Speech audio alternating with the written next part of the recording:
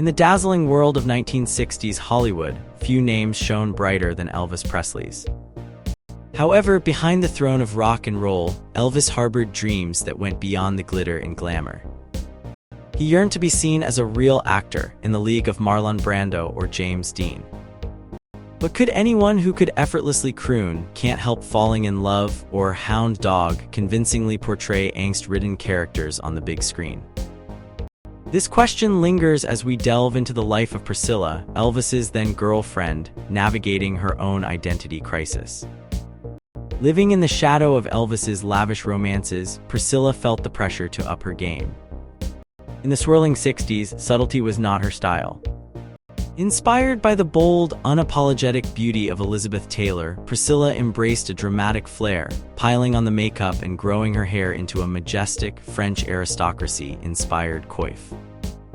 It was a daring attempt to stand out, to be seen, in a world where Elvis was constantly surrounded by Hollywood's brightest stars. As the rumors of Elvis's relationships flew, Priscilla found herself questioning her place.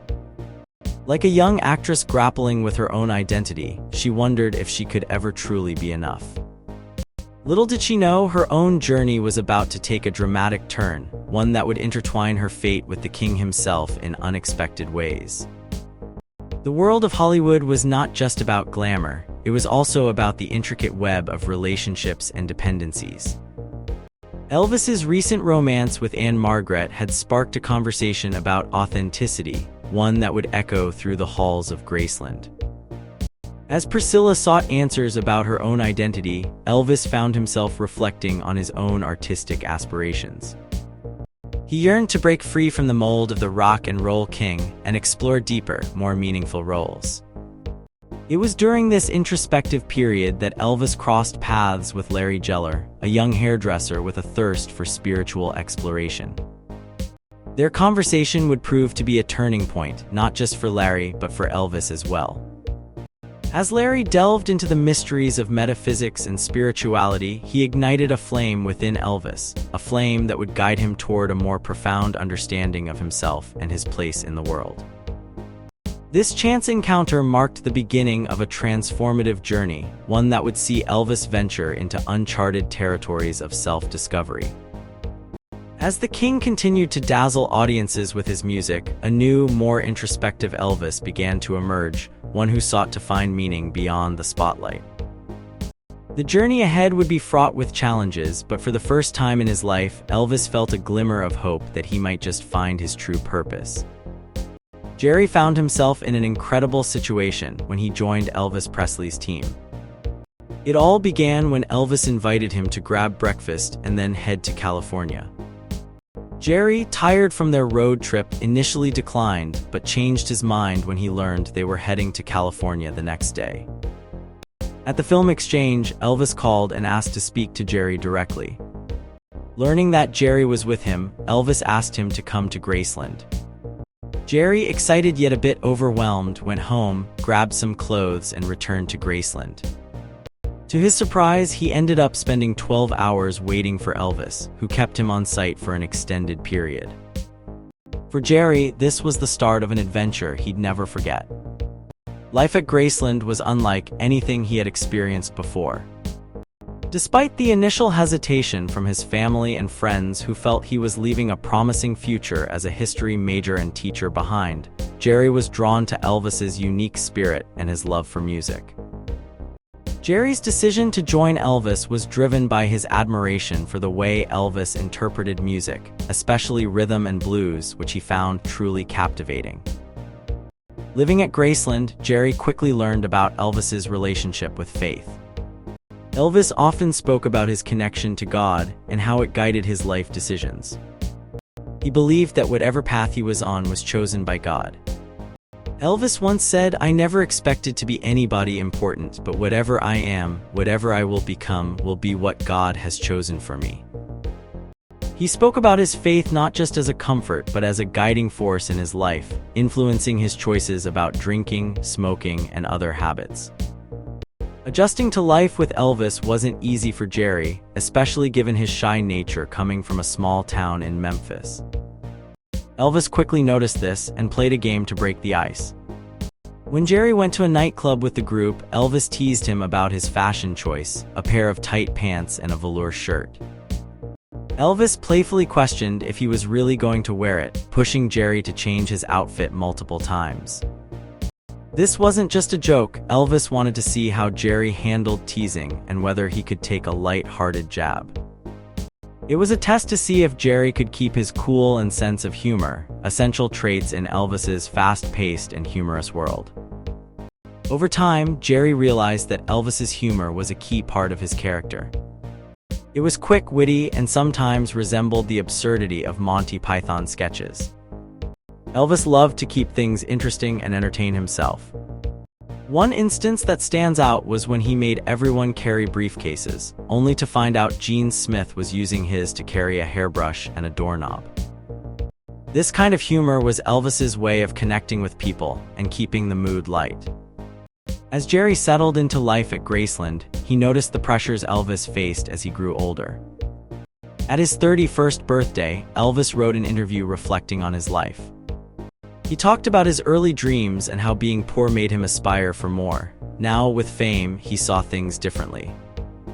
He shared a poignant moment where he acknowledged the longing to be someone significant, something he felt more acutely now that he had achieved stardom.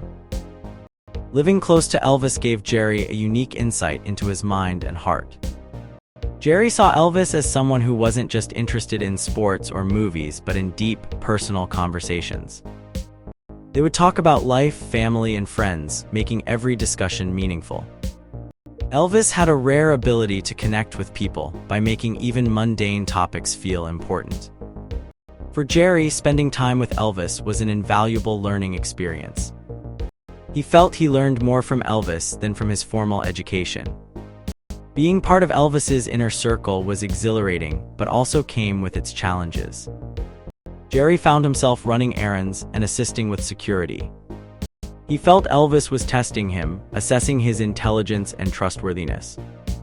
This period was a mix of pride and discovery for Jerry. He was proud to be part of Elvis's world, but he was also learning about the real pressures and responsibilities that came with it. Through it all, Jerry's respect and admiration for Elvis only grew. He saw a complex man who was deeply spiritual, humorous, and intensely human. Elvis's ability to connect, his unique perspective on life, and his unwavering faith left a lasting impact on Jerry. The time he spent with Elvis was not just a job, it was a transformative experience that shaped him in ways he was only beginning to understand. To those watching from the outside, Elvis Presley and his closest friends seemed like just another group of people hanging around the legendary musician. But the truth was far more intricate. Elvis had built a tight-knit team known as the Memphis Mafia, who were not just fans but vital parts of his life and business. Each person had a specific role, chosen not just for their skills but because Elvis trusted them. Jerry Schilling, one of these trusted friends, learned this lesson the hard way. He realized that being part of this inner circle meant doing nothing much, at least in the eyes of others. Elvis valued loyalty and friendship over mere talent. Jerry had been working for Elvis for about 6 months when a conversation changed everything. Sitting in the den with Elvis over breakfast, the king of rock and roll posed a question that would take Jerry years to fully grasp: to do nothing. Elvis explained it later, saying that sometimes the hardest thing is to be still and let things happen. This idea of doing nothing was a lesson in trust and patience, something Elvis was learning about himself. Larry Geller, another close friend, joined Elvis at a pivotal moment in his life. Elvis was no longer just a successful musician, he was searching for deeper meaning. He immersed himself in spiritual and philosophical books, reading widely and often rereading his favorites. His collection grew to over 1,000 books, a testament to his quest for understanding. Elvis introduced Larry to the SelfRealization Fellowship, a spiritual group that offered solace to seekers from all backgrounds. Here, Elvis found peace with Sri Dayamata, the group's leader, feeling a connection he rarely experienced in the chaos of his fame. The meeting with the Beatles on August 27, 1965, was another defining moment.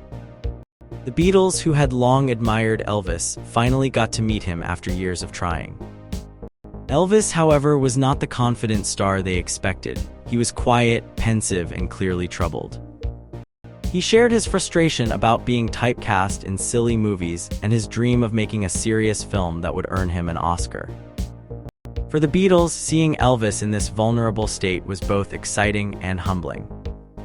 They were the ones conquering the world with their music, while Elvis felt stuck in a role he didn't truly want. The encounter was simple yet profound. The Beatles, still starstruck, sat quietly as Elvis entered the room. After a moment of silence, Elvis broke the ice by sharing his own struggles. John Lennon, feeling scared by the overwhelming crowds on tour, confided in Elvis. Elvis's response was straightforward and reassuring: "If you're scared, you're in the right business."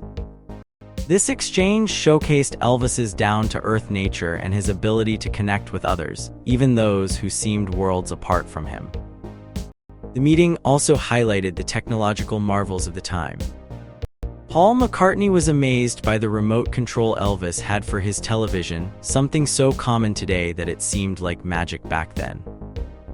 These small moments captured the essence of their relationship: humble, genuine, and devoid of pretension. Elvis's life was a blend of glamour and introspection. His inner circle was not just a group of friends, but a family, each playing a crucial role in his life. Jerry, Larry, and the Beatles were just a few of the many who influenced and were influenced by the King. Through their shared experiences, they learned valuable lessons about trust, friendship, and the importance of staying true to oneself. Elvis's legacy is not just in his music, but in the lives he touched and the lessons he imparted, reminding us all that sometimes doing nothing can be the most powerful action of all.